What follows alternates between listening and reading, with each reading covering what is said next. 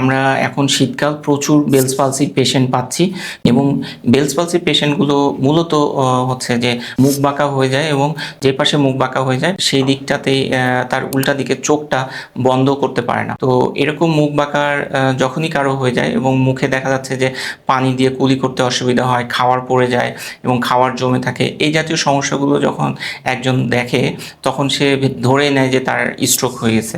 এখন এই bells পালসির রোগীগুলো stroke মনে করে নানা দিকে ছুটাছুটি করে। আসলে বেলস পালসি মূলত হয় হচ্ছে ভাইরাসের জন্য, খুব পরিচিত একটা ভাইরাস, হার্পিস সিমপ্লেক্স ভাইরাস। তো এই ভাইরাসটা মূলত শীতকালে অ্যাক্টিভেটেড হয়ে থাকে এবং আমাদের শরীরের মধ্যে এরা থাকে এবং শীতকালে যখন একটু শীতের প্রকোপ বাড়ে এই ভাইরাসগুলো অ্যাক্টিভেট হয়, সজাগ হয়ে আমাদের যে একটা ফ্যাশিয়াল নার্ভ, আমাদের মুখের যে নার্ভটা, এই নার্ভটা একটা সরু একটা ক্যানেলের মধ্যে থাকে। তখন এই ক্যানেলে হচ্ছে যে এই নার্ভটা সংক্রমণের কারণে দেখা যাচ্ছে যে আমাদের মুখের এক পাশ অবশ হয়ে যায় এবং মুখটা যেদিকে ভালো সেদিকে চলে যায় এবং চোখের পাতা বন্ধ করতে অসুবিধা হয়। তো এরকম যদি দেখতে পান আপনারা, এটা নিয়ে দুশ্চিন্তাগ্রস্ত হবেন না। অবশ্যই আপনারা হচ্ছে আর 72 ঘন্টার মধ্যে চেষ্টা করবেন একজন নিউরোলজিস্ট অথবা মেডিসিন বিশেষজ্ঞ শরণাপন্ন হওয়া।